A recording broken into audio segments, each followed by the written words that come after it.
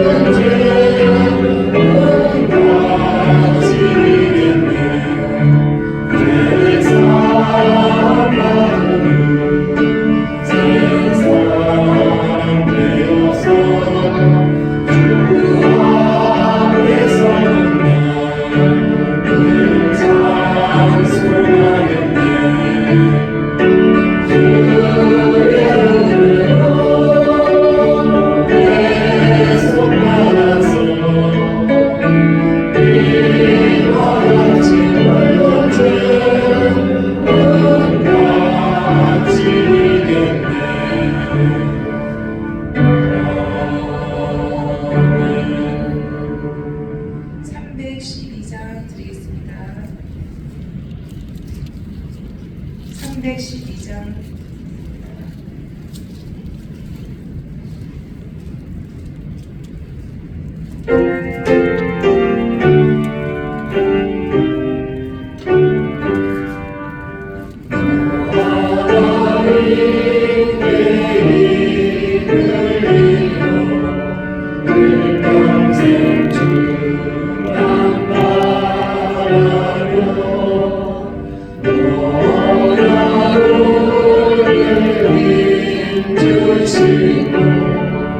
언제나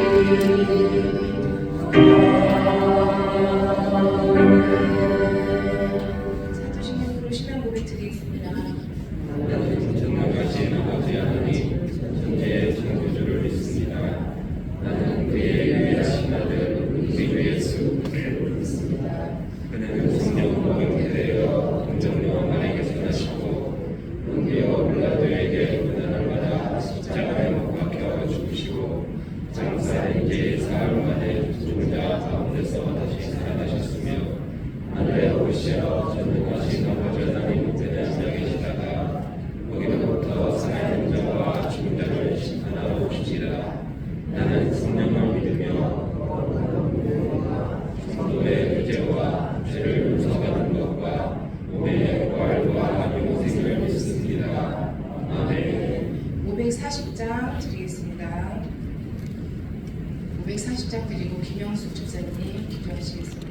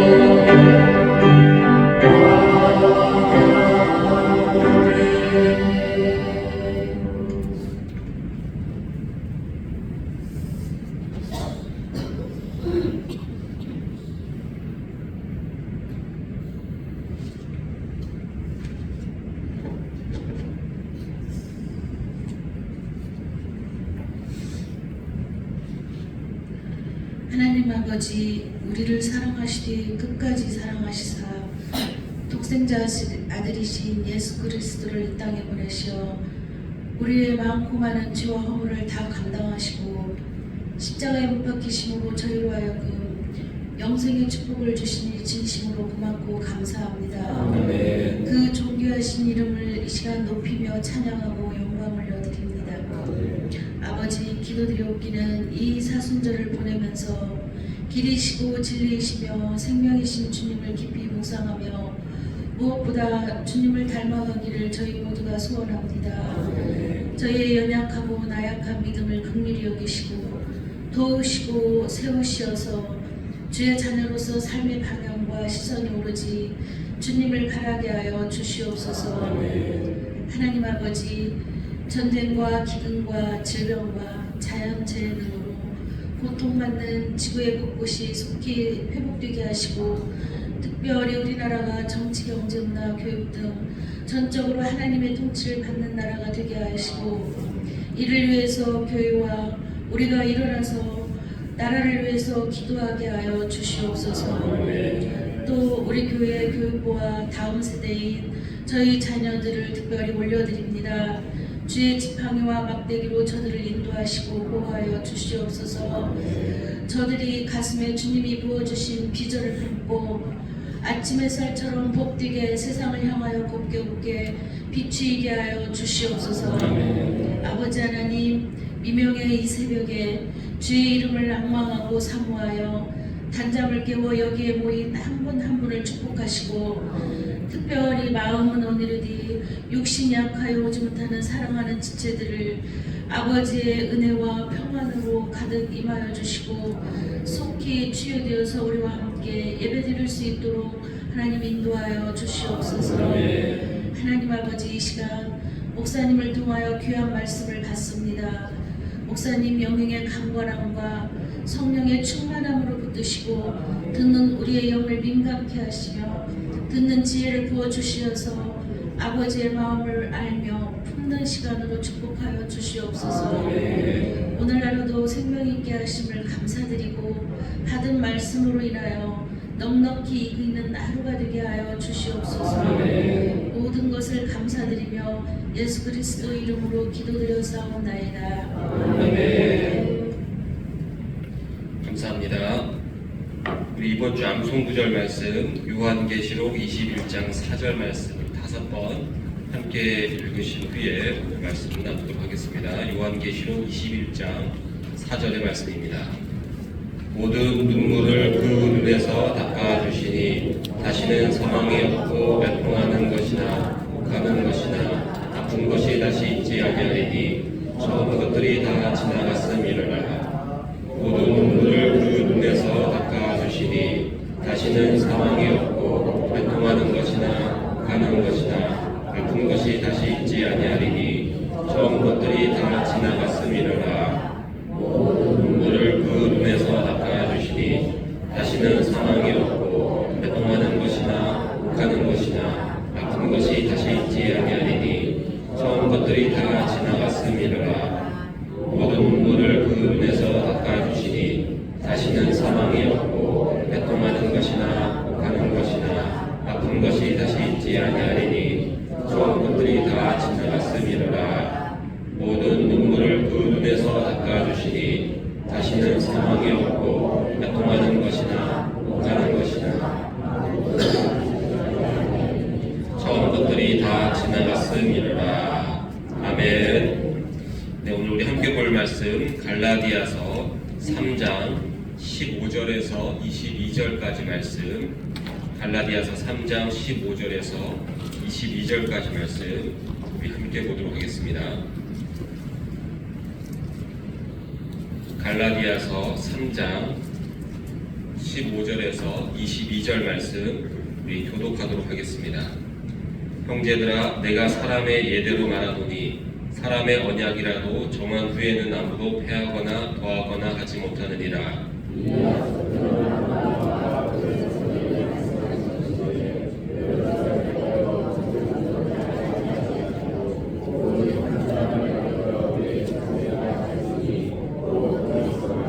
내가 이것을 말하노니 하나님께서 미리 정하신 언약을 430년 후에 생긴 율법이 폐기하지 못하고 그 약속을 헛되게 하지 못하리라.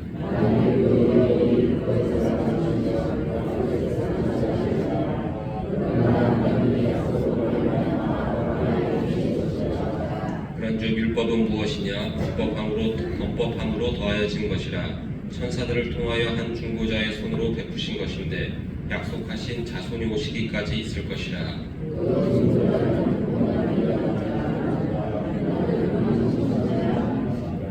그러면 율법이 하나님의 약속들과 반대되는 것이냐? 결코 그럴 수 없느니라. 만일 능히 살게 하는 율법을 주셨더라면 의가 반드시 율법으로 말미암았으리라. 모든 것을 죄 아래에 가두었으니 이는 예수 그리스도를 믿음으로 말미암는 약속을 믿는 자들에게 주려함이라. 아멘. 오늘 우리가 함께 본 본문은 지난주 금요일 날 나눈 내용이기도 합니다. 그때는 우리가 본문 중심으로 한 구절 한 구절을 살펴보았는데 좀 어렵게 느껴지는 부분이 있을 것 같아 오늘은 이 동일한 본문을 전체적으로 쉽게 풀어서 다시 한번 살펴보는 시간을 갖도록 하겠습니다. 바울이 왜 갈라디아서를 썼는가를 생각해보면 할례의 문제 때문이었습니다. 이미 복음을 받아들인 갈라디아 교회에 유대교 그리스도인들이 방문합니다. 그리고 그들도 이방인들도 유대인처럼 할례를 받아야 너희들도 구원에 이를 수 있다라고 가르친 것입니다. 그리고 갈라디아 교인들이 거기에 동의를 하게 됩니다. 바울은 이 소식을 듣고 대노하였고 편지를 쓴 것이 바로 이 갈라디아였습니다. 그들은 왜 이방인들에게 할례를 받아야 한다라고 가르쳤을까요? 유대인들에게 수천 년 동안 지속된 율법을 지키는 전통이 있어 왔기 때문입니다. 예수님을 믿음으로 구원받는다는 것은 고작 몇십 년도 안 되는 역사를 가졌습니다. 20, 30년 됐을 것입니다. 아주 짧습니다. 반대로 하나님의 언약 백성은 반드시 할례를 받아야 한다는 것은 수천 년의 역사를 가졌습니다. 그래서 예수님을 믿는 유대인들은 예수님을 믿되 할례를 받는 것이 당연하다라고 여길 수밖에 없었을 것입니다. 바울은 이러한 생각을 깨기 위해서 오늘 본문에서 세 가지의 방식을 말합니다. 첫 번째는 원조 논쟁을 통해서 설명합니다. 서울의 신당동에 가면 떡볶이 거리가 있습니다. 여기에 간판들을 보면 참 재미있는 간판들이 많이 있습니다. 신당동 원조 떡볶이라는 간판도 있고 조금 옆에 보면 진짜 원조라는 간판도 있습니다. 1호 할매 떡볶이도 있고 연도를 포기해 놓은 그런 몇 년부터 했다라고 하는 것도 있고 3대째, 4대째 이런 식의 간판들도 있습니다. 사람들은 왜 이렇게 원조라는 것에 민감한 반응을 보일까요? 제일 처음 생긴 곳이 정통성과 명분 이런 것을 다 가지고 있다라고 여기기 때문입니다. 처음 생긴 곳이 표준이라고 여기는 것입니다. 율법 논쟁도 마찬가지였습니다. 율법은 모세에 의해서 수천 년 전에 주어졌습니다.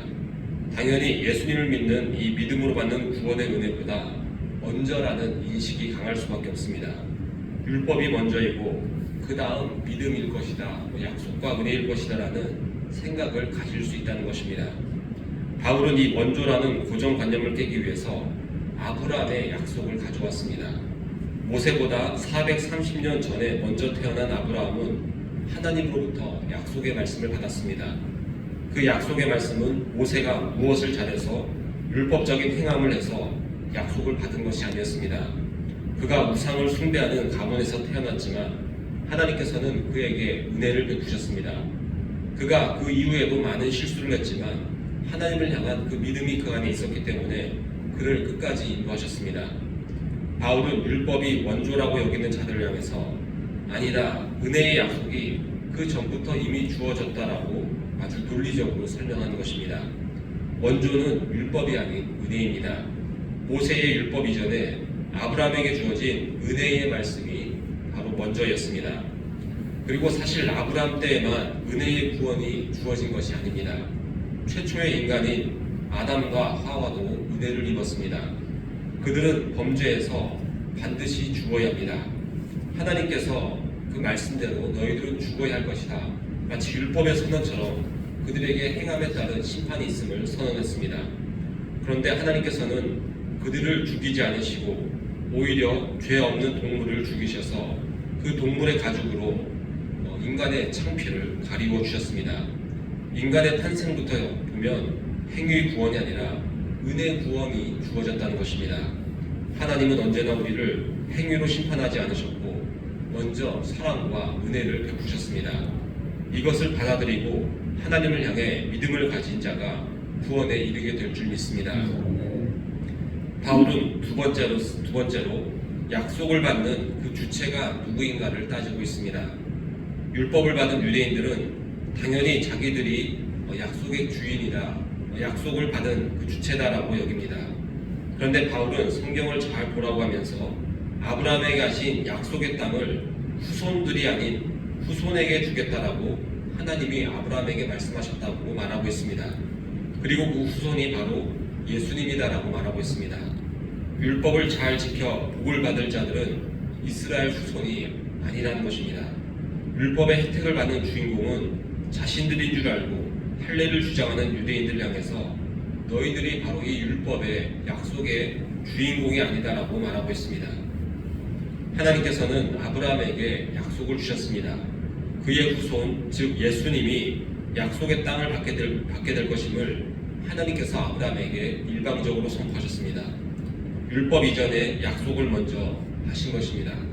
아브라함의 자손이 약속의 땅을 차지할 것이라고 하면서 땅을 받게 될 주인공은 율법을 지킬 수 없는 유대인이 아니라 하나님의 뜻을 목숨을 다해 완수하신 예수님이 될 것임을 말씀하셨습니다. 그리고 그 예수님도 언약을 주신 하나님의 그 일방적인 방식대로 하나님 홀로 예수님을 이 땅에 보내셨고 또 홀로 십자가를 지셔서 죽으셨습니다. 처음부터 끝까지 그 모든 주인공은 하나님이며 또 예수님이 되셨습니다.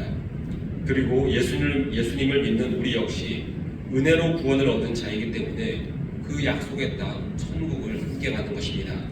이렇게 율법과 은혜의 주인공을 따져보니 역시 은혜를 통해서 주인공이신 예수님을 확인할 수밖에 없습니다. 바울은 세 번째로 순수성으로서 설명을 하고 있습니다. 말이 두 번, 세 번 걸쳐서 전해지면 와전이 될 때가 있습니다. 오늘 이 설교를 듣고 여러분이 다른 이들에게 전달하면 또 조금씩 달라질 수밖에 없을 것입니다. 또 그것을 들은 사람이 다른 이들에게 전하면 또 달라질 수 있습니다. 중간에 중재자처럼 사람을 거치게 되면 처음 의도와 목적 같은 그 순수성이 점점 오염될 수밖에 없다는 것입니다. 율법이 마치 이와 같다는 것입니다. 율법은 하나님으로부터 인간에게 내려오긴 했으나 중간에 모세라는 인물을 거치게 됩니다.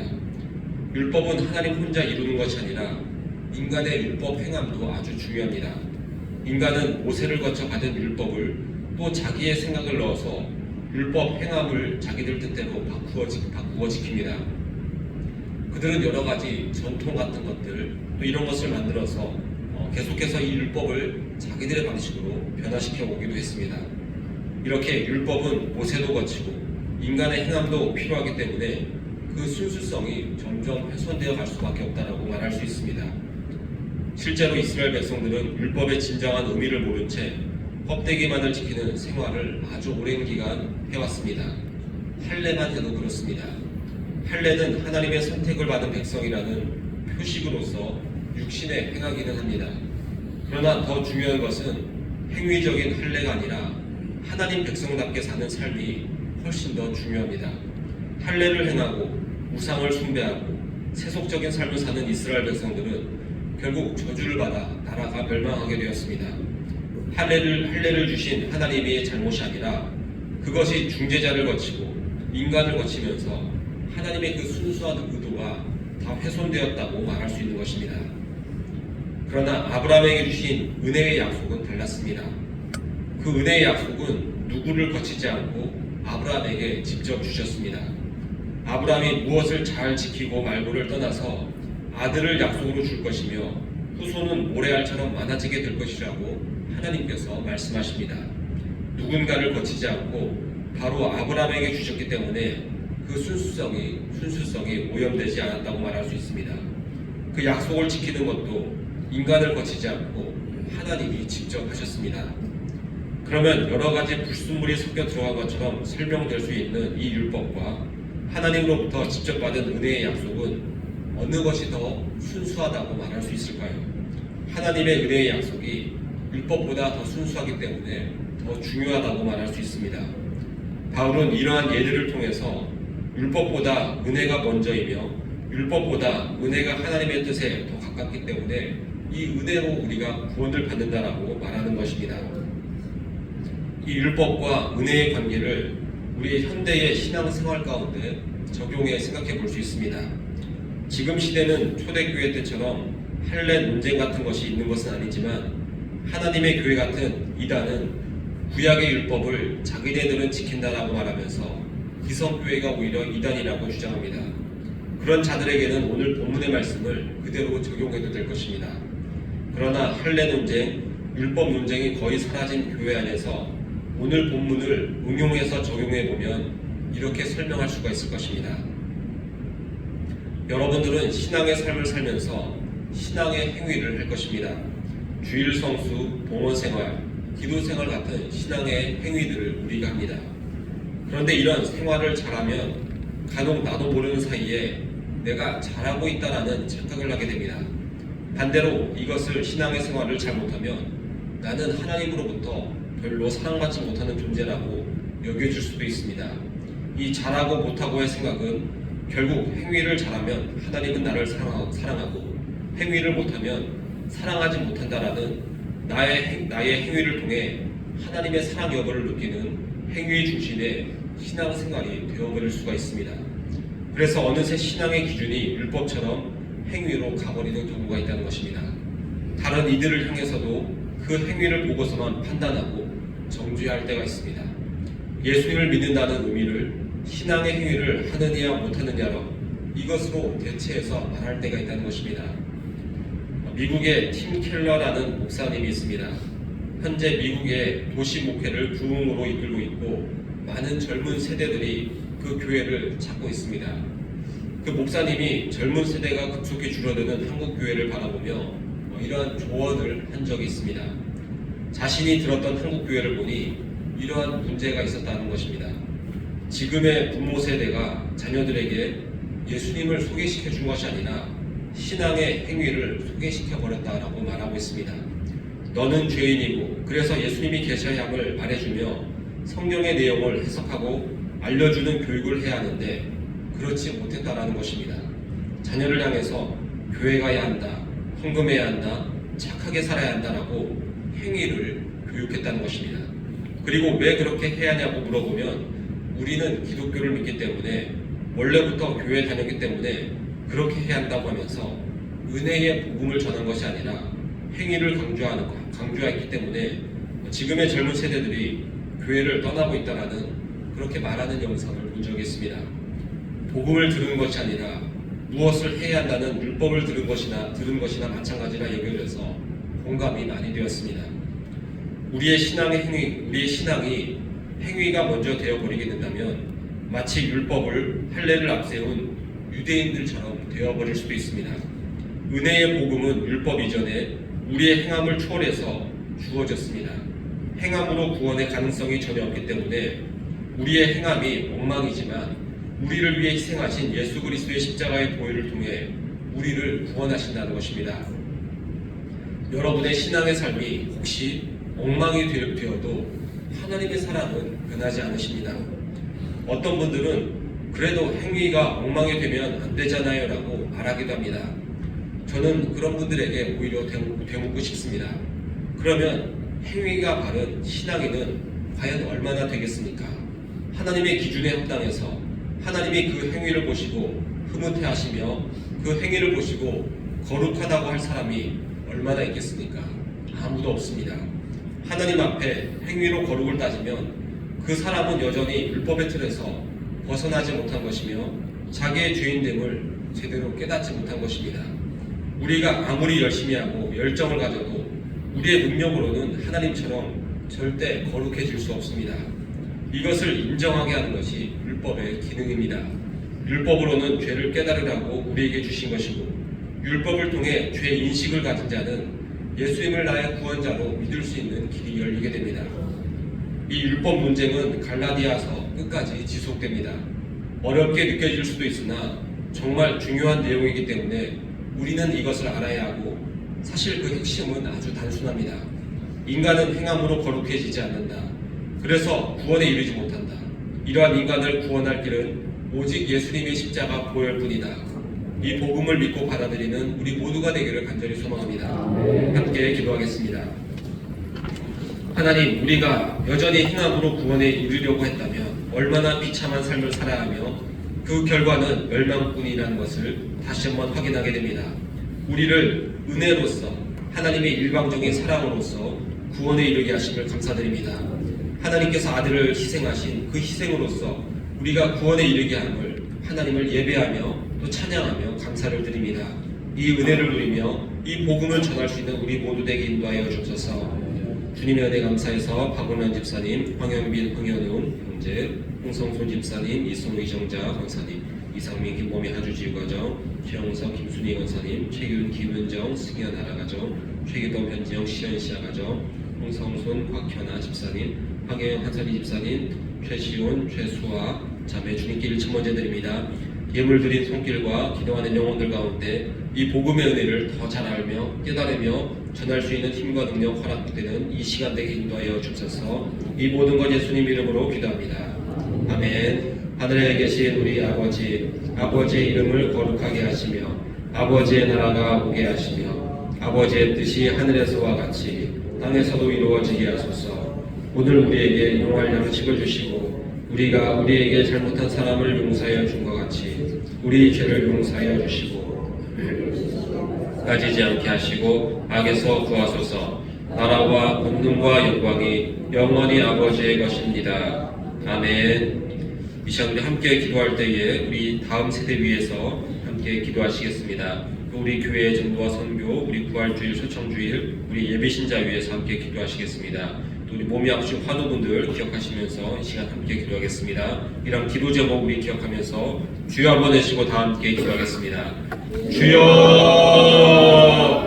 하나님 아버지 감사합니다. 우리에게 주님의 그 일방적인 사랑과 은혜를 부어주셔서 이 자리에서 우리가 아무것도 한 것이 없지만 주님을 예배하며 구원의 은혜를 누리게 되었습니다. 이 구원의 은혜를 베푸심에 감사드립니다. 이것 우리가 갖고 우리가 누리며 또 전할 수 있는 우리 모두 되게 인도하시고 이 기도의 시간 주님께서 우리에게 힘과 능력 허락하여 주옵소서.